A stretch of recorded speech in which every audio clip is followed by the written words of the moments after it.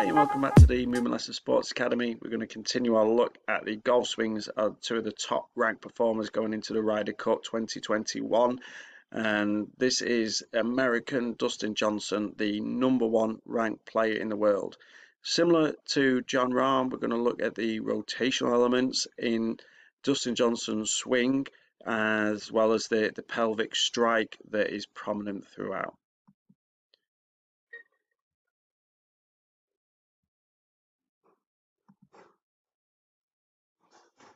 Big backswing again, just like Rahm. We're going to look at the rotation. Now, if you have a look at Dustin Johnson, he's a lot more symmetrical than Rahm. If you look at his knees, look at his knee bent, look at his setup, it's more symmetrical than Jon Rahm's. If we have a look then as he comes through, again, the top of the backswing, we've got the shoulders being very prominent, the head leading over his left shoulder, looking down at the ball, and his back is facing down the fairway. His right shoulder is right up high, almost starting to, as he got to the top of the backswing, it's starting to point down where the ball's actually going to go. The hips are going to start the movement now. There you go, the hips, just like with Jon Rahm, it's the hips that's coming through first. See the hips are ahead of the shoulders. And there's a big whip of the crack of the hands just before contact as well. But the arms, the left arm significantly staying straight. Okay, it's the rotation that's creating this movement. It's not Dustin Johnson's arms that's causing the power. The power is coming from the hips, creating the torque, and that rotation. The more rotation that we have in the body, the more efficient our action is, the more efficient our swing is, and there's less reliance on the hands. It means that if the hands and the arms can relax and do their job, it's going to be a more controlled shot. The ball's more likely to go where Dustin Johnson wants to go. And look at the rotation continuing up, his hips still coming round, his back's coming round, his shoulders coming round, and now it's his right shoulder that's pointing down the fairway and his left shoulder that is facing back behind us, behind the tee. Another example here, and we're slowing it right down. Look at that back facing right the way down the fairway, long way up. Just like with Jon Rahm, it's his arms, particularly his forearms, are going to rotate through.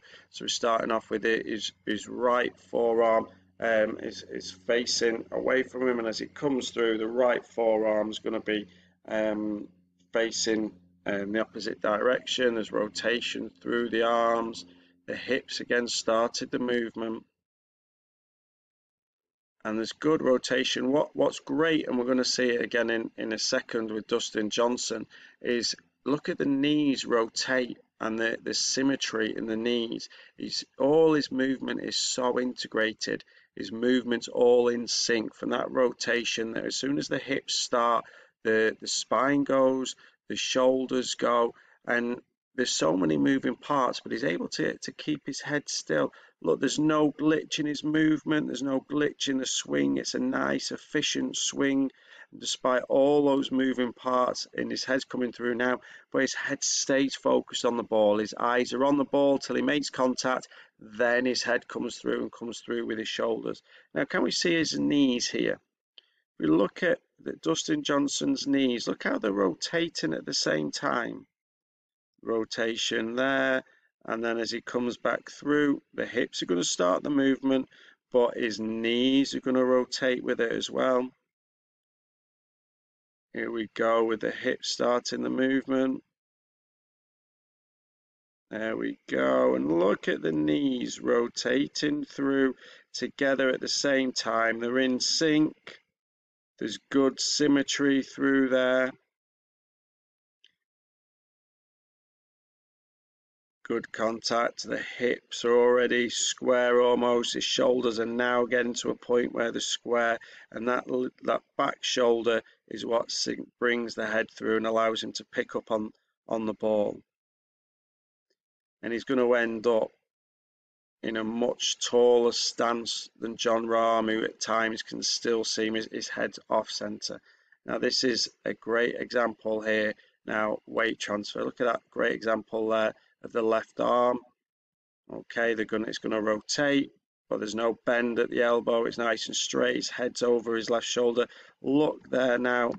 A great example of his weight. As he's getting to the top of his swing, look where his weight is. His weight is over his back leg. He's rotated all the way through. His back is facing down the fairway. And we're going to see big rotation, and the hips start that movement, and see his weight's going to transfer from his back leg to his front leg.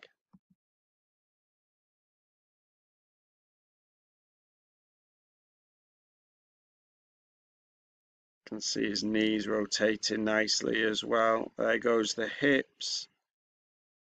The hips creating that torque, creating that power. Here come the shoulders. And again, the muscles aren't contracting in the arms, they're just following through. And it's the hips, it's the rotation that's generating that. And look now at that weight transferring over towards that front leg. We've got pretty much a straight line there from his heel right the way up through his knee, hip and shoulder. His leg, his arms at contact's almost in line with it. And that weight transfer, look how he's up on his back toe right the way through. His knees have rotated, and one thing that I would still look for, now you see the rotation in his back foot, and we'll just wait till he finishes and holds his pose at the end of his swing. Look how far forward his weight transferred now. I think that's more effective and efficient than Jon Rahm.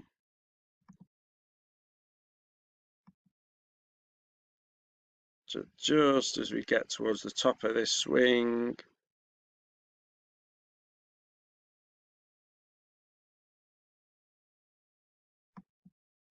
you see how his left foot, whereas Jon Rahm was really inverting his ankle and rolling it, putting more strain on the ankle. Dustin Johnson's has moved to start with. His toes were facing towards us. Now his toes have started to rotate and point down the fairway. If you increase a little bit more rotation through that foot, it just takes even more strain off the ankle and knee. I mentioned in the analysis of Jon Rahm that you're going to see potentially later on in his career he's putting a lot of strain through his ankle and knee, and potentially that could lead to problems which could cause an injury in his swing to break down. But Dustin Johnson's, and we can speed it up, you'll see how his feet, his left foot in particular, is not completely square on to start with, but it's going to start to rotate and move forward a little bit more, particularly more than Rahm's.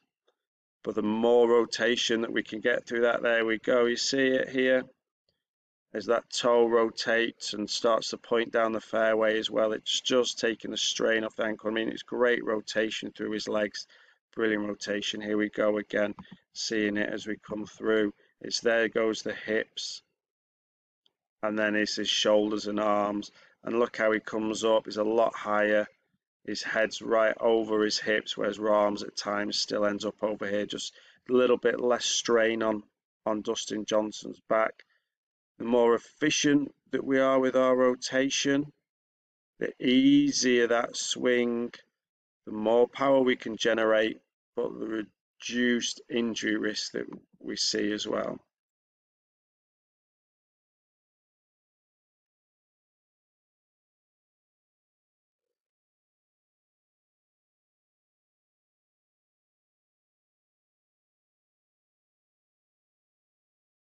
Good example in this one, you see his knees are going to start to go at the same time, again rotating back.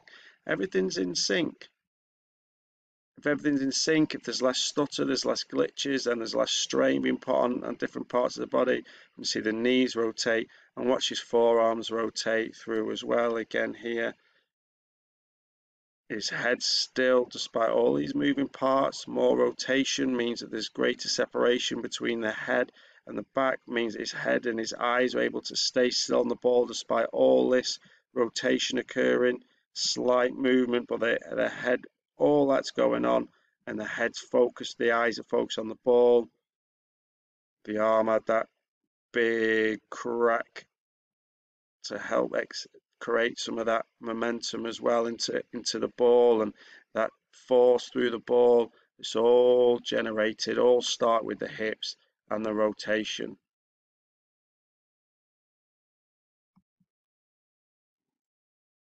Great swing, Dustin Johnson, pretty efficient. Can we look for a little bit more rotation through the front foot potentially?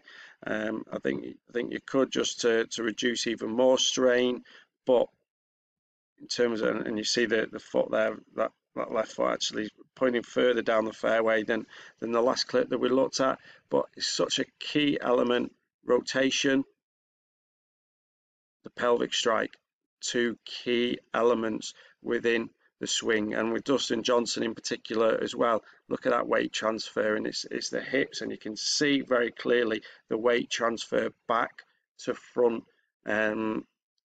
applying that forward momentum, applying that force into the ball. It's not his arm strength that's doing it, it's his efficient swing action, and the more we rotate, the easier that is. For more analysis of golf swing to improve your swing, check out the Movement Lesson Sports Academy on YouTube. We've also got written content on the Movement Lesson Sports Academy page on movementlessonuk.co.uk, and you can also check out the Twitter at ML_UK. Hope to see you there soon.